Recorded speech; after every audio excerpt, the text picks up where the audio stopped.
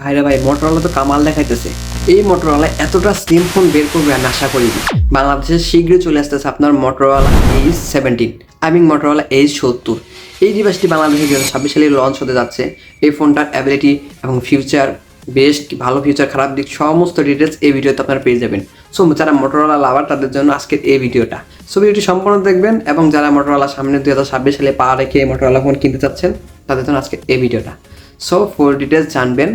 So first of all, এই ফোনটার আমি বডি থিকনেস এবং ওজন নিয়ে কথা বলবো। এই ফোনটার বডি থিকনেস হচ্ছে আপনার 5.9 mm ফোনটার বডি থিকনেস, এবং ওজন হচ্ছে আপনার 159 গ্রাম ফোনটার ওজন। ভাবা যায় এত পাতলা ফোন? আমি ভাবতে পারতেছি না। তাহলে মনে হয় ব্যাটারি অ্যাম্পের কম হবে না, এগুলো কোনো কিছু হবে না। যদি এই ফোনটার আমি ডিসপ্লে সেকশনের কথা বলি, তাহলে এই ডিসপ্লে সেকশনে আপনারা পাবেন 6.67 ইঞ্চি পিওলেড প্যানেল, এবং HD10+ সাপোর্টেড, এবং 120 রিফ্রেশ রেট। রিফ্রেশ রেটটা পুরোপুরিভাবে প্রপারলিভাবে পুশ করতে পারছে, এবং সিমিলার সবগুলো অ্যাপস অ্যাকুরেটভাবে কাজ করছে। এটা নিয়ে কোনো প্রবলেম হচ্ছে না। তবে ওরা ক্লাইম করছে এটার সাথে নাকি 45 ইঞ্চি স্প্যাক ব্রাইটনেস। তবে আই ডোন্ট নো, আমি জানি না। ফোনটা হাতে পেলেই বাংলাদেশে আসলেই আমরা এটা ভালো করে খুঁটিনাটি জেনে আমরা বিস্তারিত জানতে পারবো। তবে যদি আমি এই ফোনটার আরও বেশ কিছু নিয়ে কথা বলি, যদি আমি ফার্স্ট অফ অল যেটা আমরা মেইন যেটা ভাবি যে এই ফোনটার চিপসেট কী হবে। তবে হ্যাঁ ভাই, এটাতে কিন্তু কোয়ালকম স্ন্যাপড্রাগন 7 Gen 4 এটাতে চিপসেট ব্যবহার করেছে, যেটা একটা 4 nanometer চিপসেট, যেটা দিয়ে আপনার হাইলি যে কোনো গেম আপনি রান করতে পারবেন। আলট্রা গ্রাফিক্সে, লো গ্রাফিক্সে আপনি খেলতে পারবেন। এটা নিয়ে কোনো প্রবলেম ফেস করতে হবে না। আমি সিমিলারি যেগুলো অ্যাপস বা বাইরে যেহেতু লঞ্চ হয়েছে, সেই ক্ষেত্রে আমি কিছু ডিটেলস জেনেই আমি আপনাদেরকে বলছি। তবে 2026 সালে আসতেছে, ফোনটা কতটা ভালো হবে এই ভিডিওটি দেখলে আপনারা বুঝতে পারবেন। তবে যদি এই ফোনটা আমি ক্যামেরা সেকশনের কথা বলি, ভাই এই ফোনটাতে 3টে ক্যামেরা ব্যবহার করেছে। আপনারা জানেন যে মোটরোলা ইদানিং কিন্তু ট্রিপল ক্যামেরা দেখায়, কিন্তু কাজের ক্যামেরা কিন্তু দুটো থাকে। এটার ক্ষেত্রেও তাই, জাস্ট একটা মডিউল হিসেবে বাস, কিন্তু কাজের ক্যামেরা দুটো। আপনার মেন ক্যামেরা হচ্ছে আপনার 50 মেগাপিক্সেল আল্ট্রা ওয়াইড শুটার, এবং মেন ক্যামেরা 50 মেগাপিক্সেল, সেটা হচ্ছে ওয়াইড অ্যাঙ্গেল।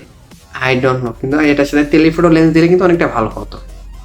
তবে আমি জানি না টেলিফোটো লেন্স কেন দিচ্ছে না। তবে এটা কিন্তু সেলফিতে আপনারা পাবেন 50 মেগাপিক্সেল সেলফি ক্যামেরা। তবে সেলফি ক্যামেরা যারা ব্লগ ভিডিও করেন তাদের জন্য অনেকটা ভালো হবে এই ফোনটা। আমি মানে সাজেস্ট করছি যে ব্লগের জন্য এই ফোনটা আপনাদের অনেকটা ভালো হতে পারে। তবে যদি এই ফোনটা রেয়ার প্যানেলের কথা বলি, আপনার রেয়ার প্যানেলে কিন্তু প্লাস্টিকই ব্যবহার করেছে তারা। বর্তমানে কিন্তু জানেন যে মোটরোলা কিন্তু বর্তমান রেয়ার প্যানেলে গ্লাস খুব কমই ব্যবহার করে, প্লাস্টিকটা একটু বেশি করে। তবে বডিটা অ্যালুমিনিয়াম ফ্রেম। তবে প্লাস্টিক হওয়ার কারণে ফোনটা হিটিং ইস্যু অনেকটাই কম।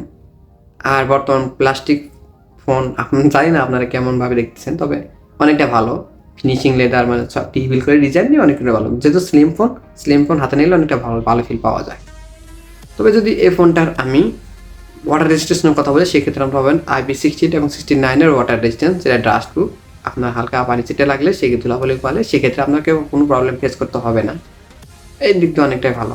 তবে এই ফোনটার ফিঙ্গারপ্রিন্ট কিন্তু আর স্ক্যান কিন্তু অনেকটা ভালো, অ্যাকুরেট কাজ করছে। ফিঙ্গারপ্রিন্ট সিমিলারি সেম টাইম করছে, অ্যানিমেশনটাও অনেকটা ফাস্ট। তবে এই ফোনটা অ্যান্ড্রয়েড হিসেবে রান করছে আপনার অ্যান্ড্রয়েড 16। তবে এই ফোনটার কত বছরের ম্যাক্সিওর আপডেট আপনারা পাবেন, তবে এটা সঠিক তথ্য আমি যেহেতু পাইনি, আই ডোন্ট নো, আমি বলতে পারছি না। তবে যদি এই ফোনটার আমি ব্যাটারি সেকশনের কথা বলি, তাহলে এই ফোনটাতে আপনার ব্যাটারিতে পাবেন 4800 mAh ব্যাটারি। 4800 mAh ব্যাটারি, যেটা 5000 হলে একটু ভালো হতো, যেহেতু একটা স্লিম ফোন, সেক্ষেত্রে একটু কম হওয়াটা স্বাভাবিক। তবে এটা নিয়ে কোনো প্রবলেম ফেস করতে হবে না। অনায়াসে আপনি একদিন পার করতে পারবেন, এটা নিয়ে কোনো প্রবলেম ফেস করতে হবে না। আর এটাতে কিন্তু আপনারা 68 ওয়াটের ফাস্ট চার্জিং পাবেন। 6 8 ফাস্ট চার্জিং আপনারা পাবেন এই ফোনটার সাথে। তবে বক্সে আপনারা জানি না কত ওয়াটের পাবেন, তবে আমি যা আশা করছি এটাই আপনারা পাবেন বক্সে। এবং হ্যাঁ, এই ফোনটাতে কিন্তু আপনার একটি ভেরিয়েন্টে লঞ্চ হয়েছে। একটি ভেরিয়েন্ট আপনারা পাবেন 512। একটি ভেরিয়েন্টে লঞ্চ হয়েছে, এবং একটি ভেরিয়েন্টে আপনারা পাবেন এটা। তবে যেহেতু 512 আমার কাছে অনেকটা ভালো লাগছে, 512 অনেকটা ভালো। তবে হ্যাঁ, এই ফোনটার বিল্ড কোয়ালিটি ডিজাইন যে খুব খারাপ তা না। এবং যেহেতু আর আপনারা জানেন যে মোটরোলা এই সিরিজের ফোনগুলো একটু মানে অনেকটা ভালো হয়ে থাকে, এটার ক্ষেত্রেও তাই। তবে মানে গত বছরে বা আমরা বেশ কিছুদিন আগে যেরকম আমরা মোটরোলা আরও বেশ কিছু সিরিজ দেখছিলাম, সেগুলো কিন্তু আমরা অনেক কিছু প্রবলেম ফেস করেছি। তো আমি জানি না যে এটাতে কতটা ভালো হবে। তবে যারা কিনবেন তারা অবশ্যই দেখে শুনে কিনবেন। তবে যদি এটার প্রাইস পয়েন্ট নিয়ে কথা বলি, সেক্ষেত্রে কিন্তু এই ফোনটার প্রাইস পয়েন্টটা আপনারা পাবেন আনুমানিক 40,000 টাকার কাছাকাছি, এরকম হবে। 40,000 টাকা এরকমই আপনারা বাংলাদেশে এটা পারচেস করতে পারবেন।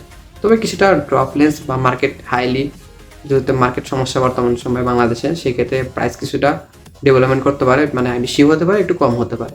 সেক্ষেত্রে আপনার মার্কেট প্রাইস পয়েন্টটা আপনারা অনলাইনে সার্চ করে দেখে নিতে পারবেন। তবে হ্যাঁ, মোটরোলা বন্ধুরা, আপনাদের কেমন লাগলো ভিডিওটি অবশ্যই কমেন্ট করে জানাবেন। মোটরোলা লাভার এবং যারা মোটরোলা কিনতে চাচ্ছেন তাদেরকে জানাই শুভেচ্ছা। যারা কিনতে চাচ্ছেন, তো যারা কিনবেন তাদের জন্য শুভকামনা রইল। সো ভিডিওটি কেমন লাগলো অবশ্যই কমেন্ট করে জানাবেন। ভিডিও ভালো লাগলে লাইক করবেন, চ্যানেল নতুন হলে সাবস্ক্রাইব করবেন এবং হ্যাঁ, বন্ধুদের মাঝে শেয়ার করতে পারেন। দেখা হবে নেক্সট কোনো ভিডিওতে নতুন কোনো স্মার্টফোন রিভিউ নিয়ে। আপনারা ভালো থাকবেন, সুস্থ থাকবেন, অনেক ভালো থাকবেন। আল্লাহ হাফেজ।